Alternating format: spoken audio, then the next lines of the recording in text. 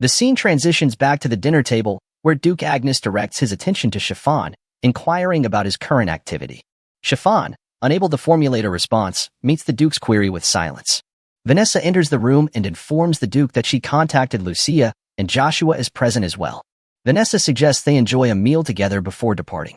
However, her expression betrays frustration as she recounts Duke Agnes' decision to take Lucia and Joshua to the capital. Despite her agitation, Duke Agnes remains stoic. His gaze shifts to Joshua and the food before him as he prompts Chiffon to cease his idle stance. Chiffon complies, drawing his sword. Duke Agnes informs Joshua that it's time for Lucia and Joshua to head back to their room because they have an early departure tomorrow morning. Joshua then escorts his mother out of the room, leaving behind a palpable tension. Lady Vanessa, sensing the strained atmosphere, questions Duke Agnes's sudden behavior, wondering if it stems from newfound paternal affection. In response, Duke Agnes confronts Vanessa, probing whether she harbors animosity towards him. Vanessa doesn't mince her words, admitting her disdain for the Duke. Duke Agnes queries Vanessa about her feelings, questioning whether her resentment stems from his sudden interest in Joshua. In response, Vanessa's temper flares, and she vehemently demands that Duke Agnes cease bringing the illegitimate child into her presence. Accusing him of neglecting her for Joshua, Vanessa questions if Duke Agnes married her merely to display such behavior. She accuses him of prioritizing the duchy over their relationship, claiming that his actions suggest he doesn't care about her. Vanessa asserts that she won't engage in futile discussions, emphasizing her royal birth and the coerced marriage to Duke Agnes. While acknowledging that she didn't marry him out of love, she warns Duke Agnes that she won't remain silent if Joshua negatively impacts Babel, as Babel holds the same significance to her as the duchy does to him. Vanessa makes it clear that she expects Duke Agnes to uphold basic respect as the empire's strongest noble. Vanessa holds firm in her belief that Duke Agnes will act in accordance with expectations. However, Duke Agnes's response catches her off guard. He accuses Vanessa of preaching about basic respect while failing to demonstrate it herself. Perplexed, Vanessa presses Duke Agnes for clarification. His tone turns heated as he reveals that Vanessa underestimated his awareness, pointing out the poison he detected in Joshua and Lucia food. The revelation shocks both Vanessa and Chiffon. Chiffon wonders if Duke Agnes had prior knowledge of the situation. Meanwhile, the scene shifts to Joshua's room, where Lucia questions why Joshua didn't inform her of the danger. Before Joshua can respond, there's a knock on the door. It's Cain. As Joshua opens the door, Cain casually inquires about Joshua's meal. Joshua, taken aback, asks if Cain was aware of the poison. Cain explains that he deduced it from Joshua's absence in his room and the butler's comment about Joshua leaving for a delicious meal.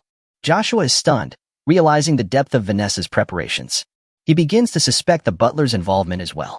Cain then mentions hearing about Joshua's impending departure for the capital, adding another layer of tension to the unfolding situation.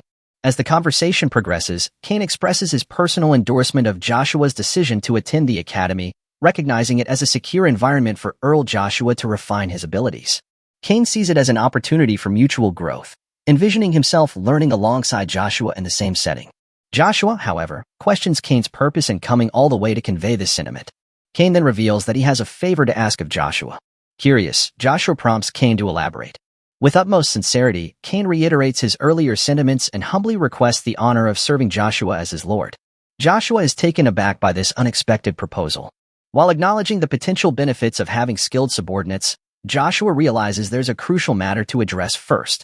He queries Cain about his understanding of the path Joshua intends to pursue, emphasizing that if Cain's intention is merely to play the role of a noble knight, then he has come to the wrong place.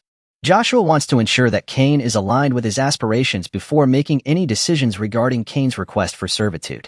As the gravity of Joshua's chosen path dawns on him, he acknowledges the potential backlash Cain might face for aligning himself with such a bloody journey. Despite this, Joshua inquires if Cain remains steadfast in his desire to serve. Cain's response is unwavering.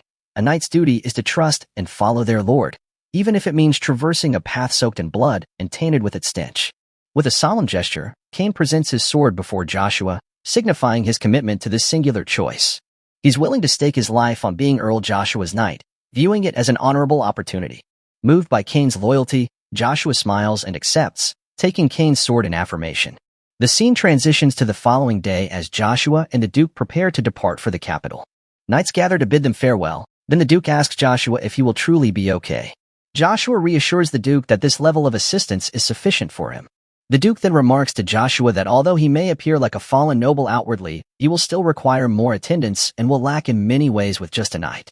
Joshua responds to Duke Agnes, reminding him of how he used to live and asserting that even just this one person is more than adequate for his needs.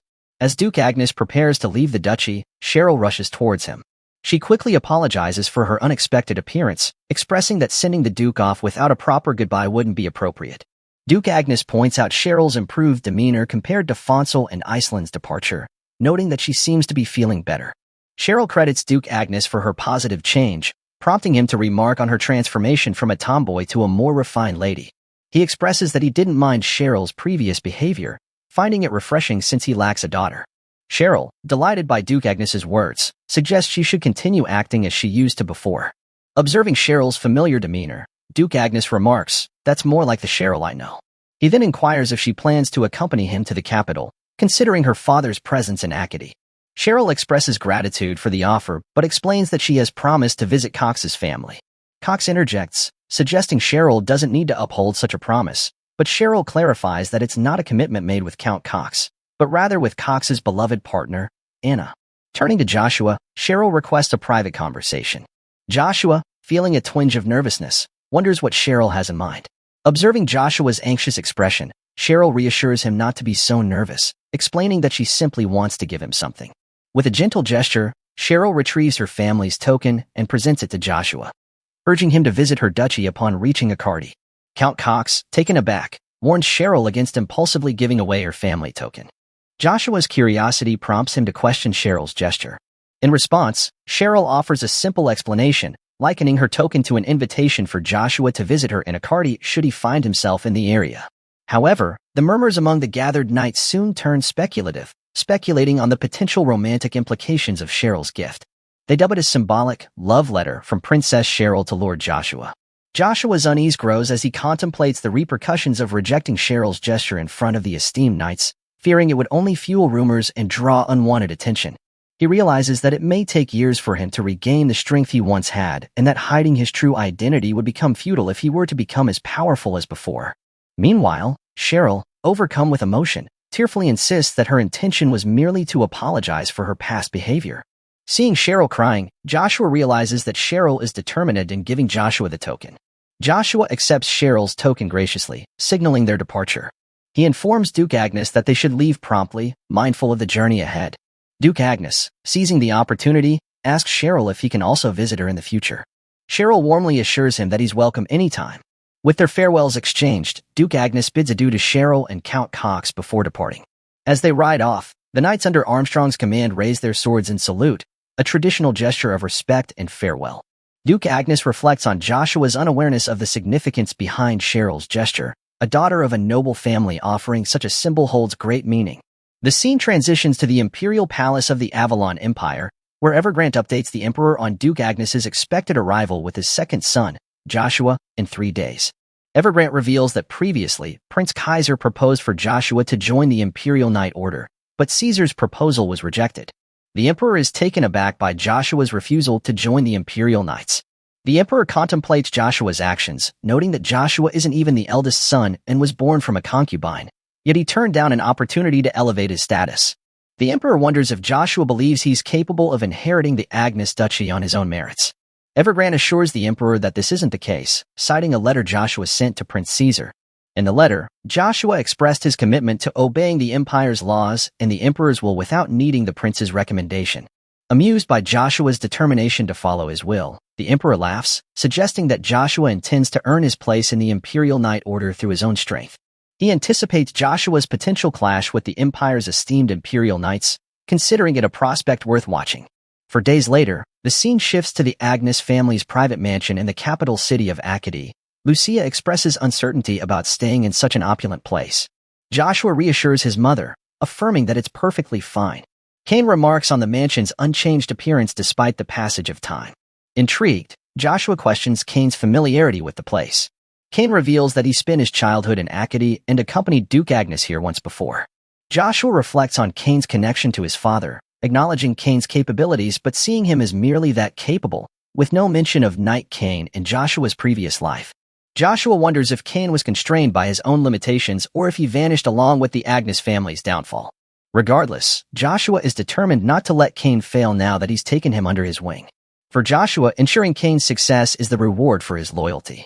Cain elaborates on his previous visit to the mansion, explaining that Duke Agnes brought him there to assess his capabilities. Joshua observes the bustling activity around the area where the Duke will be staying and realizes that the mansion provides a more secluded environment for training. As Joshua enters, he acknowledges the privacy the mansion affords, allowing them to train without prying eyes. However, Joshua is mindful of the limited security in the sparsely populated mansion. Aside from Cain, the inhabitants are primarily servants his mother took in. Concerned about his mother's safety in the event of an ambush, Joshua decides that he cannot always remain at the mansion. He informs Cain of his need to step out briefly. Cain cautions Joshua, reminding him of the potential challenges in navigating the capital for the first time and the risk of getting lost. Joshua reassures Cain that he'll be fine and instructs him to look after his mother in his absence. Cain agrees, though he suspects Joshua may just be scouting the surroundings. The scene shifts to the downtown area of Akadi, where Joshua stands before a familiar restaurant. Reflecting on its unchanged appearance over the years, Joshua hesitates to enter, anticipating the judgmental stares of the patrons. Suddenly, a man with black hair approaches Joshua, noting his apparent confusion. Offering assistance, the man proposes to escort Joshua back to where he came from. Joshua, however, claims to be on a quest to find a red coin hidden deep in the Rolf River. The man is taken aback by Joshua's unexpected revelation but agrees to guide him. As they move forward, Joshua realizes that he's found the right place to gather the information he seeks. Joshua recognizes the need for a skilled informant who can delve into his past experiences discreetly. He believes that the ideal informant must be adept at eluding public attention while clandestinely accumulating substantial, high-quality information. The black-haired individual before Joshua fits these criteria perfectly, possessing an unassuming appearance that allows them to blend in unnoticed. Entering the restaurant, Joshua contemplates the workers' potential curiosity about a young visitor like himself. However, he notes that they adhere well to the informant's rulebook. The black-haired individual guides Joshua through the establishment, demonstrating the professionalism that sustains their industry's excellence. As they approach a guarded door, the black-haired individual instructs the guard to open it, revealing a concealed room below. Joshua marvels at the level of security they maintain, feeling reassured that his concerns are unwarranted. He acknowledges the trustworthiness that forms the lifeline of this industry and is confident that even if he were to disclose sensitive information, such as the promise of a dragon heart, the secrecy would remain intact. Descending underground, Joshua and the black-haired individual reach another door where a guard respectfully greets the latter. The black-haired individual informs the guard of their guest, prompting the door to be opened. Witnessing this exchange, Joshua ponders whether the black-haired individual holds a higher position than he initially presumed. Despite the inner workings regulations, the workers display remarkable deference towards him even within the secrecy of the passageway. Joshua realizes the folly of judging solely based on appearances. Entering the next room, Joshua notices yet another door. The black-haired individual assures him that this is the final one, prompting Joshua to follow him inside the third room. Once inside, the black-haired individual inquires about the information Joshua seeks. Joshua, curious, asks whether he also directly sells information, finding it amusing that a branch manager is personally present despite the relatively low quality of the information he's receiving. Joshua questions the black-haired individual about the adequacy of their personnel. The black-haired individual is taken aback by Joshua's insight and remarks that Joshua must be well informed about the organization. Curious, the black-haired individual asks how Joshua can be so certain of his identity as the branch manager. Joshua explains that the foundation of any information organization lies in maintaining security, and to achieve this, the hierarchy among members is deliberately obscured. Even within the same branch, members are kept unaware of each other's true identities. This secrecy is fundamental to the organization's clandestine nature. Joshua further elaborates that the central office tightly regulates and oversees each branch, with regular members having no knowledge of the branch manager's existence, let alone their identity. However, through observations of people's behavior and the black-haired individual's responses to his inquiries during their journey, Joshua has deduced his role. Impressed by Joshua's astuteness, the black-haired individual admits that he initially believed the rumors about Joshua's capabilities to be exaggerated, but now he sees they have been understated instead. He acknowledges Joshua as the second son of the Agnes family. Joshua remarks, "It seems you're familiar with me." The black-haired individual responds, informing Joshua that he is the individual receiving the most attention from the entire empire, emphasizing that if he wasn't aware of that, he wouldn't be able to continue working in this field. Despite Duke Agnes's efforts to conceal Joshua's identity, Joshua ponders the situation. The black-haired individual quickly deduced Joshua's identity. Joshua reflects that it's reassuring that the guy possesses such skills, but at the same time, it raises concerns as he might exploit that knowledge to sell Joshua's information. Addressing Joshua, the black-haired guy mentions that he can discern Joshua's worries just by observing his expression. He assures Joshua that he can relax, mentioning that the only individuals privy to Earl Joshua's identity are himself and a select few others. Then, he apologizes to Joshua for the belated greeting and introduces himself as Zero, the person in charge of Akardi's lunar moon branch. Zero proceeds to inquire about the purpose of Joshua's visit. Prior to that, Joshua inquires of Zero whether the reason he was led to Room 3 is because the information Joshua can access is limited to rank 3. Zero confirms Joshua's suspicion, explaining that it's typically the case. However, Zero reassures Joshua, stating that he will provide information up to the first rank, which is the highest level that Zero is capable of providing. Joshua, intrigued by this generosity towards a newcomer, questions Zero's rationale. With a hint of shrewdness, Zero clarified that if he could gain Earl Joshua's favor in advance, investing such resources was a small price to pay. Joshua, however, couldn't shake the feeling that there would inevitably be a demand for repayment in the future. In this world, favors seldom came without a price tag, and if Zero was willing to offer information of the highest caliber, he would undoubtedly expect something equally valuable in return. Expressing his initial assumption that the available information would only extend up to rank 0, especially given Zero's alias as the black-haired figure, Joshua noted the discrepancy. Zero, visibly surprised by this revelation, listened intently as Joshua further elaborated that as far as he knew, Akardi's lunar moon branch refrained from prying into customers' information beyond necessity. Zero extended a sincere apology to Joshua for the misunderstanding, urging him to request any information he required. Joshua wasted no time in disclosing his quest for a specific item, the Count Orbis family heirloom's current whereabouts. Zero's response was candid. Most of the family's possessions had already found their way to the black market. With a focus on retracing from that point, Zero assured Joshua that within a week, he could procure the desired information. Prompted by Zero's offer, Joshua pondered his next move. He recognized the delicate nature of releasing his intentions too hastily. The repercussions of being caught snooping around others' affairs could prove troublesome. Strategizing his approach, Joshua decided to set a tempting lure, one that would attract attention without directly revealing his motives. If successful, it would serve as a masterstroke, achieving multiple objectives at once. Finally, Joshua disclosed his bait to Zero, the red coin hidden deep within Lake Rolf. Whosoever uncovered it would receive the blessing of the moon. Joshua dropped a bombshell, revealing that whoever discovered the token would unlock the moon's door, an astonishing piece of insider knowledge known only to a select few within their organization. Zero, visibly stunned by Joshua's awareness of this closely guarded secret, couldn't help but inquire about Joshua's true identity. In response, Joshua proposed a tantalizing offer. If Zero agreed to his terms, Joshua would procure the token within 3 years. With a sly grin, Joshua queried Zero's thoughts on the matter, suggesting it was a proposition worthy of consideration. Zero, taken aback by Joshua's confidence in the revelation that the token's existence was in question, reasoned that the token's significance might have diminished after the Moon's Door successor had been determined a year prior. Moreover, Zero's organization had dedicated decades to the fruitless search for this symbolic token. Yet, Joshua's unwavering optimism intrigued Zero. Cautioning Joshua to lay out his conditions before making any commitments, Zero emphasized the need to assess the investment's viability.